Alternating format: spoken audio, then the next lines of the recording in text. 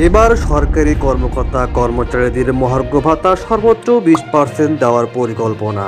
এর ওই প্রেক্ষিতে প্রশ্ন উঠে আছে, তবে কি সরকারি কর্মকর্তাদের ঠকানো হচ্ছে? তাহলে কি এবার আন্দোলনের ডাক হবে আবার? বর্তমান বাজার মূল্য বৃদ্ধির কারণে সরকারি কর্মকর্তা কর্মচারীদের মহার্ঘ ভাতা কত পার্সেন্ট বৃদ্ধি করা উচিত বা কত পার্সেন্ট মহার্ঘ ভাতা দেওয়া যৌক্তিক, সেই বিষয়ে কিন্তু বিস্তারিত আলোচনা করব এই ভিডিওতে। তো ভিডিওটি না টেনে সম্পূর্ণ দেখবেন, আশা করি আপনার মহার্ঘ ভাতা সম্পর্কে আর কোনো প্রশ্ন থাকবে না। আর যদি ভিডিওটি ভালো লাগে তাহলে চ্যানেলটি সাবস্ক্রাইব করে রাখবেন। তো চলুন কথা না বলে সরাসরি আমরা মূল বিষয়ে কথা বলি। মহার্ঘ ভাতা 20% বৃদ্ধি করার পরিলক্ষ্যে যে প্রজ্ঞাপন জারি করেছেন জনপ্রশাসন মন্ত্রণালয় সচিব মকসুদুর রহমান, তো চলুন সেই প্রজ্ঞাপনটি বিস্তারিত আমরা আগে স্ক্রিনে দেখে নেই। তো আপনারা স্ক্রিনে দেখতেই পাচ্ছেন, আজকের পত্রিকায় প্রকাশিত ক্যাপশন আছে, সরকারি কর্মীদের সর্বোচ্চ 20% মহার্ঘ ভাতা দেওয়ার চিন্তা। 11 জানুয়ারি 2025 তারিখে প্রজ্ঞাপনটি জারি করা হয়। তো এখানে তারা লিখেছেন বিস্তারিত, সরকারি কর্মচারীদের গ্রেড অনুযায়ী 2 ভাগে ভাগ করে মহার্ঘ ভাতা দেবে সরকার। 14.5 লাখ সরকারি চাকরিজীবীকে মূল বেতনের সর্বনিম্ন 10% থেকে সর্বোচ্চ 20% হারে মহার্ঘ ভাতা দেওয়ার পরিকল্পনা করা হচ্ছে। অর্থ মন্ত্রণালয়ের একজন কর্মকর্তা জানান, মহার্ঘ ভাতা বাস্তবায়ন নিয়ে মন্ত্রণালয়ের কর্মকর্তারা গত বুধবার সভা করেছেন। সভায় সর্বোচ্চ এবং সর্বনিম্ন হারে মহার্ঘ ভাতা ধরে এ খাতে বছরে কত টাকা বাড়তি খরচ হবে তার হিসাব করা হয়েছে। সরকারি কর্মচারীদের মহার্ঘ ভাতা দেওয়ার বিষয়ে সুপারিশ দিতে গত 12 ডিসেম্বর প্রধান উপদেষ্টার মুখ্য সচিব আহ্বান করে 7 সদস্যের কমিটি করেছিল অর্থ বিভাগ। এ কমিটির মধ্যে 2টি সভা করেছে। জনপ্রশাসন মন্ত্রণালয়ের হিসাব অনুযায়ী বেসামরিক প্রশাসনের সরকারি চাকরিতে এখন 14,43,518 জন কর্মরত। এর মধ্যে প্রথম থেকে 10ম গ্রেডে 3,40,744 এবং 11তম থেকে 20তম গ্রেডে 11,02,774 জন।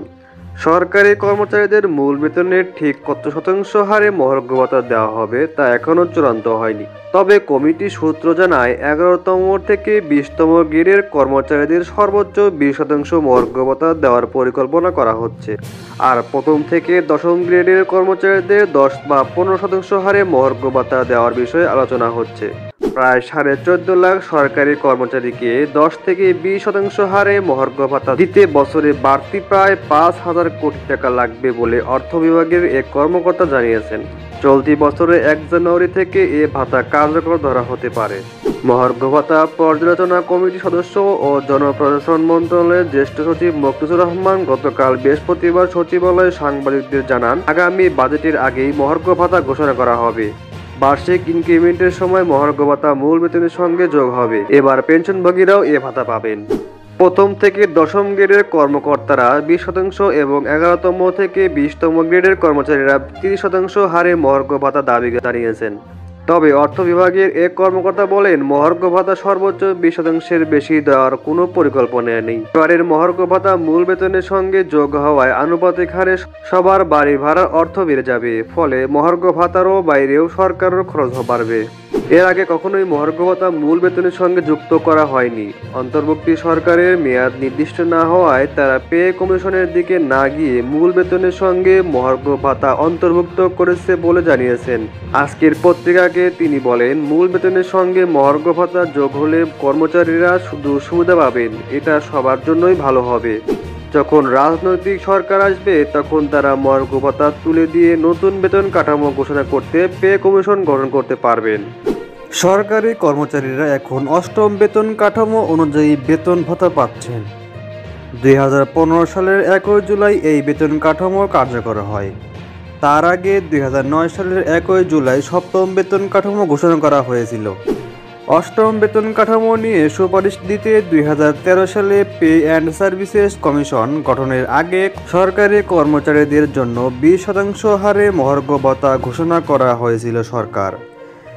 ওই হারে মাসে সর্বনিম্ন 1,500 টাকা থেকে সর্বোচ্চ ৬,০০০ টাকা পর্যন্ত মহার্ঘ ভাতা দেওয়া হয়।